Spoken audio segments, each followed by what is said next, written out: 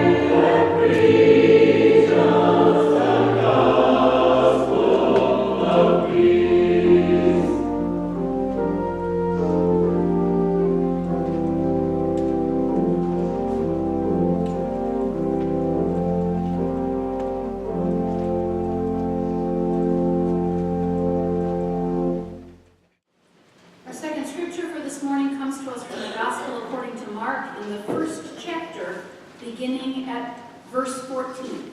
Hear what the Spirit is saying to the church. in these words.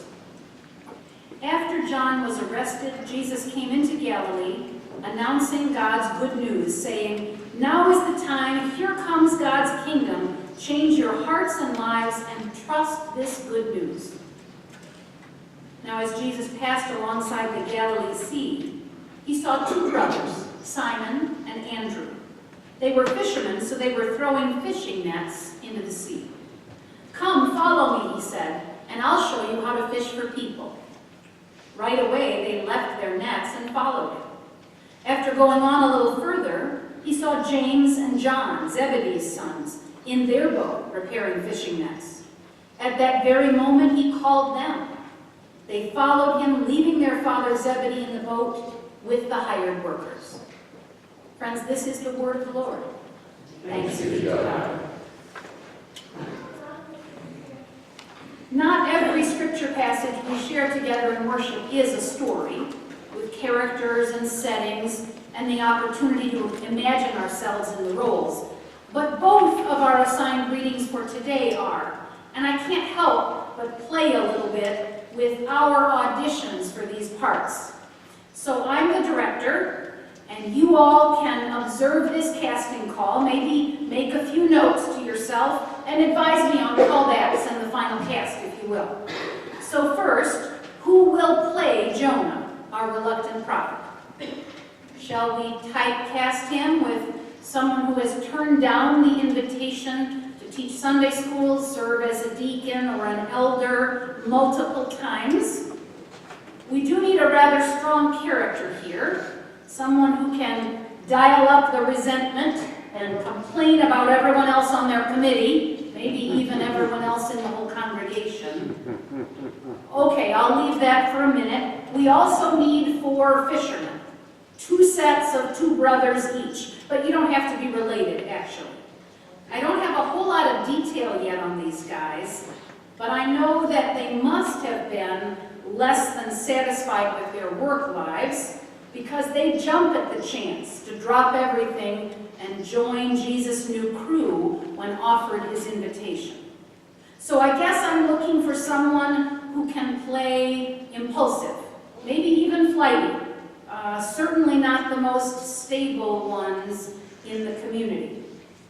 Now, in the interest of time, we can limit the play to these 2 scenes for now. The question is, are you going to be Jonah or the fisherman? Who will you play in the story? I don't see a lot of volunteers coming forward, so maybe we need a little more background before we go into production. Because we stuck with the lectionary reading, we actually are entering the story of Jonah right in the middle of the action. The word of the Lord came to Jonah a second time, as Miles read. You may or may not remember what happened the first time. God said to Jonah, "Get up and go to Nineveh," and Jonah got up and ran away towards Tarshish, away from the presence of the Lord. So Jonah is actually no Peter, Andrew, James, or John. He doesn't leave what he's doing immediately and follow God's request. He actually jumps on the first boat going in the opposite direction, and he hides down in the hold of the ship, hoping that somehow or another God won't notice. It's as if Peter, Andrew, James, and John, upon encountering Jesus, jumped into their fishing boats and rowed away like madmen for the opposite shore, as far from this dangerous itinerant preacher as they could get. That didn't happen, but Jonah did just that, trying to get as far away from the Lord and the Lord's strange, bizarre instructions as he could get. Go to Nineveh, the capital of the Assyrian Empire, that destroyer of Israel, that brutal occupying force. That was unthinkable to Jonah. So he ran away. But God did follow and sent a storm. Suffice it to say that the sailors in his particular story are much more pious than Jonah was, but eventually they reluctantly threw Jonah out of the ship to try and save themselves. Now the sea calms down immediately, and God actually appoints a large fish to swallow Jonah.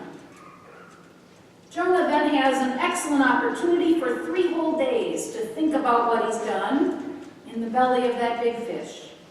And then it seems that he gets barfed out onto the beach for a second chance with God. Now there's a lot more to Jonah's story, but we'll save that part for another time. Scroll back to the fishermen for now. You can picture them, can't you? They're working a smelly, low-paying job. This is not any pleasure fishing, you know. And it's like they practically get hit over a head with this billboard that says, do you want to travel, have a life of excitement and challenge? Do you want to see new places, meet new people? Follow Jesus.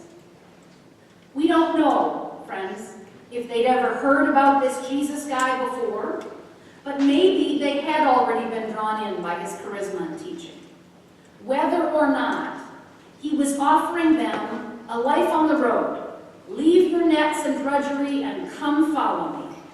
Well, why wouldn't they? So off they went, leaving their towns, their livelihood, even their families behind. Now, I have read that Jewish rabbis of that time typically didn't seek out their own followers. Their followers instead sought them.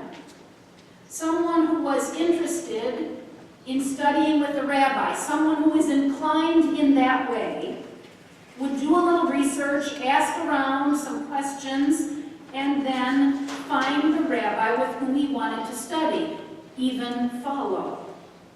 Now, usually this kind of study would mean reflection, prayer, contemplation, serious learning of the Torah and other holy writings.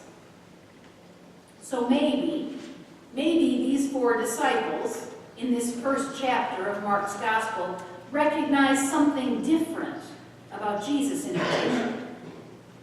Follow suggests going someplace, and fishing for people implies that the interactions they'll have will involve more than just a small group of studiers. Travel, people, excitement, they found all those things while following Jesus, but I have to tell you, it was not at all in the way they expected. Sometimes, remember, they had to glean in fields that had all but been picked dry. And sometimes they had to depend on strangers for their housing or their food. They did, in fact, get kicked out of a number of places, and they found themselves in increasing danger in their lives. But even the teaching that they did get, we will find out later in this gospel, wasn't at all what they expected. Instead of sitting with the rabbi and reflecting on faith ideas and other scholarly pursuits, these guys actually experienced their traditional beliefs and practices challenged to the core. They'd find themselves at a banquet, remember, seated beside the rich businessman and then serving the poor on a hillside with plenty of food miraculously. Jesus told them that the types of people they'd been taught not to like were often the types that God actually seems to favor. So that's our 4 fishermen. Not sure they actually sound like better roles than the reluctant prophet Jonah, but maybe by the end of this morning we'll get some folks to agree to taking those parts. It's not always easy to imagine ourselves in these biblical stories once we dig down underneath them. But I also wonder about the other folks I haven't mentioned yet. The others in the story, those who were left behind, if you will. What about Zebedee, their dad? What about the hired workers who stayed in the boat? What about all the others who also heard Jesus but weren't ever called to this life on the road?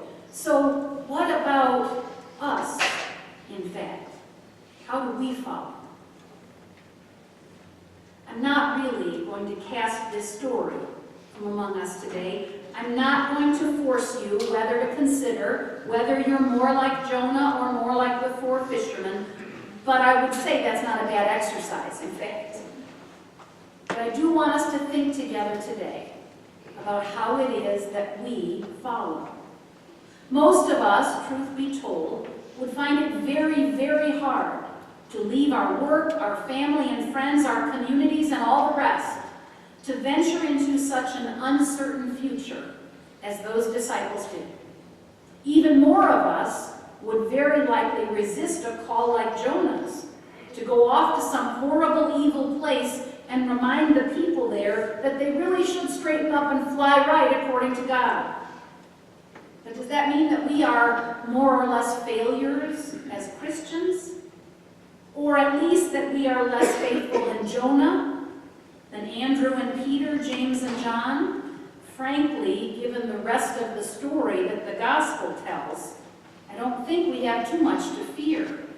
Yes, those 4 fishermen leave to follow Jesus immediately when they're called, but don't forget that they also end up disappointing, denying, and then abandoning Jesus by the end of the story.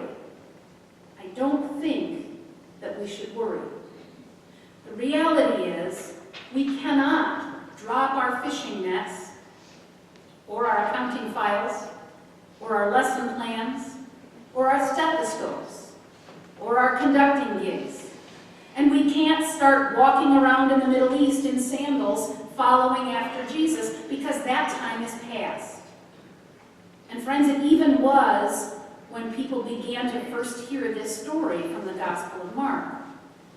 It's no longer possible for us to literally follow the historical Jesus. So we have to figure out how it is we follow now, some 2,000 or more years later. And how we listen for, how we hear, how we heed God's call wherever we may be. You see, the challenge is when we talk about following in general, not specifically like those fishermen did, but following today, we actually let ourselves off the hook pretty easily. Because you can never follow Jesus in general. We follow him in particular and distinct ways that may or may not be at all like the first disciples. And that, I think, is ultimately the point. Perhaps you follow by becoming a teacher. Perhaps someone else follows by volunteering at the rehab center. Perhaps we follow by looking out for the other kids in our schools who always seem to be on the outside and inviting them in. Perhaps we follow by doing a job we love as best we can to help as many as we can. Perhaps we even follow by doing a job we hate, but that contributes to supporting our family and helping the world around us. Perhaps we follow by listening to those around us and responding with encouragement and care. Perhaps we follow right now by caring for an aging parent or a special needs child or someone else who desperately needs us. Perhaps we follow, well, you get the idea. There are any number of distinct ways that you and I can follow Jesus in this world, in this time, in this place where we live. And indeed, we can even follow him immediately, dropping everything else and going where he calls. What seems to be at the heart of the matter is that we can follow Jesus in all these different situations and circumstances precisely by trying to do what he does, to go where he goes, to be like him. By trying, that is, to treat others with the same regard, love, and patience that he did, including all manner of people, and especially those who were overlooked by society. This is, I think, at the heart of what it means to be a Christian for you and me, to try and live and treat others as Jesus did, embracing the values of inclusiveness and love and forgiveness and healing that he radiated in every word and deed. We may need to remind ourselves of this obvious fact that not everyone is called to leave their boats and nets, to leave their family and place. The vast majority of us are actually called to stay right where we are as we serve God. But at the same time, the calling of Jesus all through the Gospels is to step outside of our comfort zone, leave behind what holds us back, to recognize that while we are to keep on fishing right where we are, we have to do it in a conscious mind. We bring in as many aspects as possible of life on the road with Jesus to our everyday lives. And we do that when we pay attention. When we pay attention to those who are outcast, who are sick, who are poor and suffering among us. We do that when we challenge the status quo and when we seek to work for justice and equality. We do that when we live kindly and gently upon the earth and among friends and families, strangers and even enemies. We allow our own faith and assumptions to be upended by new ideas and new experiences. That's how we follow today. How do you follow? How can you follow? That's what I'm inviting you to reflect on this week, if you will. Anticipate the times and the places and the occasions where you might try to follow Jesus specifically by treating someone else as Jesus treats us and others. The thing is, we're invited to do it immediately, this following Jesus thing, in our actual lives, this moment, this week, right now. As you try to do so, you will live into and benefit more fully from the identity into which Jesus has already called you, called all of us. The point isn't about being a better disciple, but rather it's about knowing and experiencing Jesus more deeply by trying to follow. Can we drop everything and follow? Can you drop everything and follow? Maybe we're not expected to, actually. Maybe we're just supposed to pick ourselves up from where we've been deposited on that beach for our own second chance and listen again to God's word of love and peace and grace for us.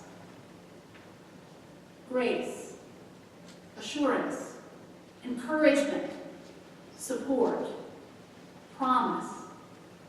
Whether we're needed in Nineveh or Minneapolis or Washington, D.C., or right here in this place now, God says, go for me.